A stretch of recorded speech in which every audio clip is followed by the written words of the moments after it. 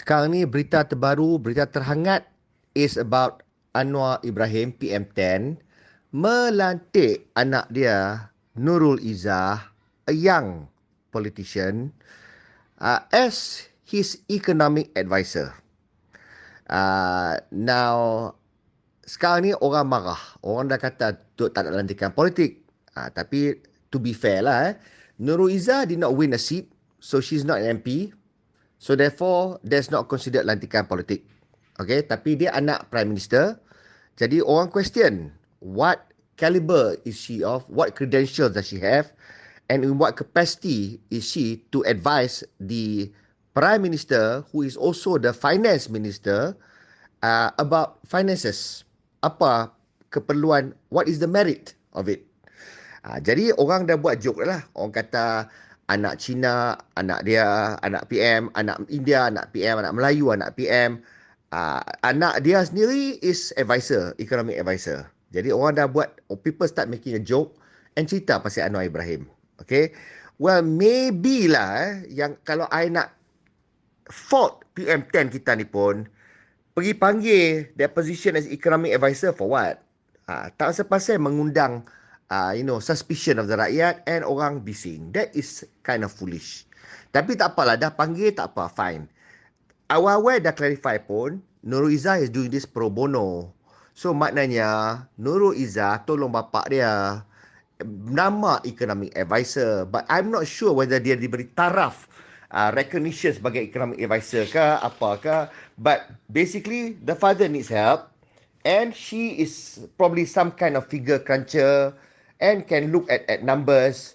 Jadi itu keperluan Prime Minister. Kalau dia nak pakai, dia pakailah. Bukan dia guna duit rakyat pun. Prime Minister pun tak ambil pun gaji. So dia tak pakai duit rakyat. Tapi kalau dia pakai duit rakyat, kalau Nurul Izzah is paid, then rakyat has a right to question. Why are we using taxpayers' fund to bayar orang yang may not be competent simply because she is the daughter of the Prime Minister? Tapi sekarang ni kalau benda tu free, dia boleh ambil siapa pun. Dia boleh ambil dia punya mate pun. Tu jadi dia punya orang menolong dia, isteri dia. Isteri dia tak boleh lah. Itu lantikan politik. Jadi this economic advisor ni yang tak betulnya pergi panggil economic advisor. Itu for what? Because isn't that supposed to be the role of Hassan Marikan? Hassan Marikan semua orang kenal and he is renowned. He is known to be somebody who can advise the Prime Minister and the Finance Minister lah on matters because he's got credentials, he got track records, he was the CEO of Petronas dulu, he's internationally renowned. Jadi itu Hassan Marikan. Tapi bila panggil Nurul Izzah sama nomenclature, sama designation economic advisor, itu orang melenting, orang melompat. Jadi to me, I believe lah there should be clarification. Kalau Anwar Ibrahim tak nak buat sendiri pun, get somebody from PKR ataupun somebody from the menteri, any menteri siapa yang cover menteri penerangan, mungkin Fadil, Fahmi, so do this, komunikasi punya menteri, please clarify this. Clarify that number one, state that Nurul Izzah is appointed to do what exactly for the father. Apa dia? These are the things that the father needs.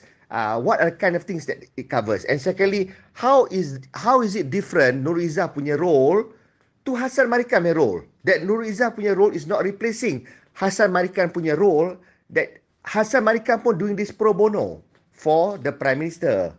Jadi Prime Minister ada prerogatif nak appoint siapa dia nak pun. Tapi clarify that. Since dua-dua nak panggil economic advisor, make it clear that there is no rakyat fund involved and the more people who wants to help. Apa salahnya? Kenapa orang marah? Rakyat nak marah pasal apa? Dia tolong. Lagi banyak orang tolong, lagi bagus. And of course the Prime Minister trust his daughter. Kalau dia tak trust daughter dia, anak dia sendiri, dia nak trust apa? So certain things mungkin sebagai confident, daughter dia boleh tengok certain things, trust daughter not to leak. Jadi there is clear benefits for the Prime Minister, for Anwar Ibrahim to use his family member to keep personal, private things that he wants to keep close and tak mau leak, because he's also holding the finance portfolio.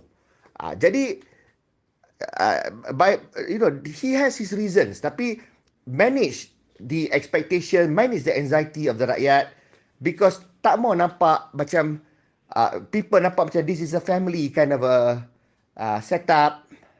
Then the detractors pun macam-macam lah cerita, nampak, bersatu, PAS, all kinds of story. So this clarity is important. Please, kalau benda ni sampai kat Powers that be,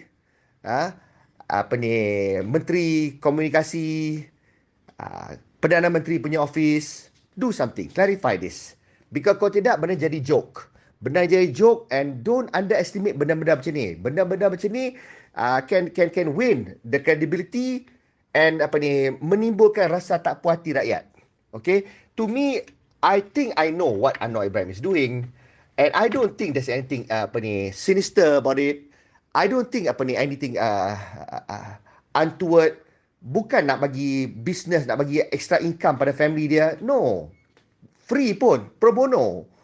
Nurul Izzah is just going to help the father. That's it. He's going to help the father, he's going to help the PM, she's going to help the finance minister. Daripada dia tak buat apa kat rumah, dia tolong. Dia pergi office, dia tolong bapak dia. And bapak dia bagi satu penghormatan, since tak bagi gaji, bagi taraf economic advisor. That's it. Nurul Izzah pun probably excited, seronok dia cerita, tapi orang tak puas hati lah. Orang marah ke, orang dengki ke, macam-macam lah. Detractors dengki, orang yang support government concern. Orang macam aku buat voice note pasal I want to be constructive. I don't like disruption, I don't like instability. Jadi kalau something I rasa tadak yang tak betul, I tak mau complain, but I want to make sure that tak payah ada complain. Manage this, because it's wasted energy of everybody, and it's going to occupy the PM and memburukkan kerajaan for no reason. So I hope this somehow reaches people yang patut do something about it. Clarify, please. Okay, be transparent, clarify, supaya tak nampaklah buruk PM punya family. That is, I don't believe kita punya PM ada any sinister agenda on this. And dia ada banyak things on his plate. He needs all the help. We can do a lot more by assisting and supporting him, rather than baling pasir kat tempat dia punya kerja tu, kutuk macam-macam. For what? How are we being constructive? We are not helping him to help us. So, I think that's all I want to say. I just want to comment on the manner benda ni presented tak cantik.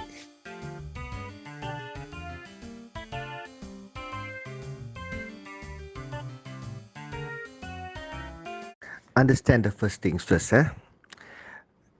Hassan Marikan was brought in for a particular reason to do certain kind of jobs. He was the CEO of Petronas. He was also the boss of many entities, and therefore his job is not figure crunching, calculating, bukan. He does not do all those nitty-gritty. He's got people doing that for him. He sets strategic directions. He advises. He evaluates. He is the user of all those figure crunching people who does that. Normally younger people who do this for him. That's for Hassan Marikan to use, and Hassan Marikan advise PM and discuss with PM on the direction, on the strategic long-term directions of the country, and it's a high-level kind of input, like a consultant to the PM. That's Hassan Marikan's job. Menteri Ekonomi, again, he does not go into the little figures. He's got people there doing that for him. He looks into areas and he says, let's look into telur, let's look into restaurants, let's look into harga-harga barang-barang. Then he gets people to dig up, to go through all the nitty-gritty. Okay? Now, Nurul Izzah, yes, young. She doesn't have the kind of caliber macam Hassan Marikan have. May not even have the caliber macam Rafizi have. Tapi Nurul Izzah punya specialty, Dia pernah kerja dengan PAC dulu. Dia finance background. And dia figure cruncher. Dia boleh analyse figure. Dia boleh tengok these little things which Anwar Ibrahim tak mau buat. He cannot spare the time to do that. As finance minister, is a big portfolio. Of course, finance minister ada orang-orang yang buat semua tu. Tetapi, is he supposed to blindly trust that? So, at that lower level, they can do the crunching, the figure crunching. They do this. But, who is to validate benda semua betul? Anwar Ibrahim is a PM at the same time. He's got to handle so many things on his plate. Kerja weekend pun dia kerja. Dah lah pro bono. Finance Ministry, because of strategic political matter, forming the cabinet, dia bubuh park under dia, the Finance Ministry. Okay, until he finds somebody capable and someone that can handle Finance Ministry, then he'll pass that. Tapi in the meanwhile, dia pegang Finance Ministry because he also want to see apa ketirisan yang berlaku. How much Muhyiddin, Hadi Awang semua whack during COVID punya time semua. Now, all these things, who's going to look at the figure, who's going to manage all the figure crunches? Who's going to check their work to make sure that the figure betul, bukan salah figure, salah PM code. PM needs somebody yang competent to understand all this figure cruncher punya work, and someone who can explain to him, and someone who can be his confidant, who he can trust, who will not betray her father. This is the role of Nurul Izzah. Bukan kerja Hasan Marikan Nurul Izzah bukan buat. Hasan Marikan punya kerja, Nurul Izzah tak ada that knowledge pun. Nurul Izzah will have to learn from Hasan Marikan. That kind of benda yang Hasan Marikan akan buat for PM and the Finance Ministry. Okay, Rafizi punya kerja completely different. So, dia senior advisor, finance senior advisor, and basically, all the balance sheet, the profit and loss, all the projections, all these kind of things, the numbers yang Anwar tak sanggup nak buat. Lemah because he cannot handle that because he's going to do other things. He cannot be looking at the micro things. So all this micro, all this benda-benda micro yang kat bawah semua ni that supporting, Nurul Izzah now is going to be the one managing the figure crunches. Itu kerja Nurul Izzah. And she's doing it for free.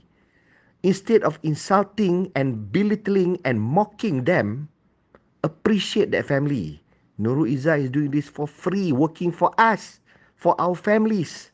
And she's helping her father. Father dia pun kerja free. Tak malu ke kita?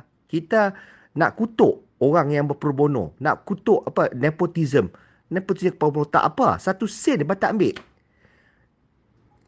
Kita talk as though dia rompak duit kita. Hello, we owe them money lah. We owe them favours. They are doing us a favour. Faham tak? So, because of that, I malu. I cakap ni, I share dengan semua orang. Malu. Understand. Because I bukanlah kerja sebagai Perdana Menteri. I pun okey lah, senior lah juga punya executive in a GLC.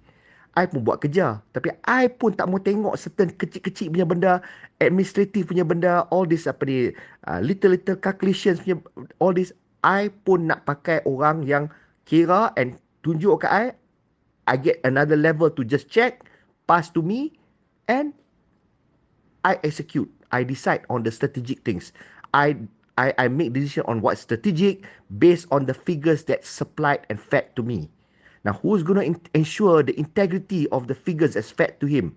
Is Anwar Ibrahim supposed to just rely and trust the finance punya people? Finance people sebelum ni report to siapa? Report to Zafrul. How does he know how many loyalists of Zafrul is there? That is probably even sabotage yang tak suka Anwar Ibrahim pun. So therefore, it's scary. As a PM, you pegang a finance portfolio yang you tak pernah pegang since 1998. Since 1990, whatever lah dulu masa you Prime Ministry, it's been under BN all this while. And how many little Napoleons are in there? What can be done? Obviously, he needs somebody he can trust, somebody who understands figures, somebody like Nurul Izzah who's matured to check and jaga his back while he is taking care of the country, looking at other things. He needs his daughter that he can trust, Dia boleh pejam mata and dia boleh trust daughter dia akan buat kerja tu. Uh, that gives him comfort. So Anwar Ibrahim is not doing this to help the daughter. Please understand that. Anwar Ibrahim needs help. PM10 needs help to manage the finance ministry. And his daughter besar hati nak menolong. Of course, it gives um, a work experience lagi. It gives a credential. It will build her career in time. Bila dia buat tu pun, she can even lepas ni keluar and work in international cooperation. They will use her because of what the experience that she's going to gain from this. So please lah, kalau Anwar Ibrahim punya family jenis nak sebat duit, dia dah boleh sebat lebih daripada tu dah. Okay, dia punya salary pun sebelum ni, PM sebelum ni, Ibrahim Sabri Mesari berapa banyak? He can even be raking that amount. Dia pun tak ambil, kat daughter pun tak bagi. So please, let's have some shame. I explain this supaya orang understand. And kita tak payah nak tuduh nepotism apa pun. There is no such thing. It does not happen yet. When it happens, let's be sane.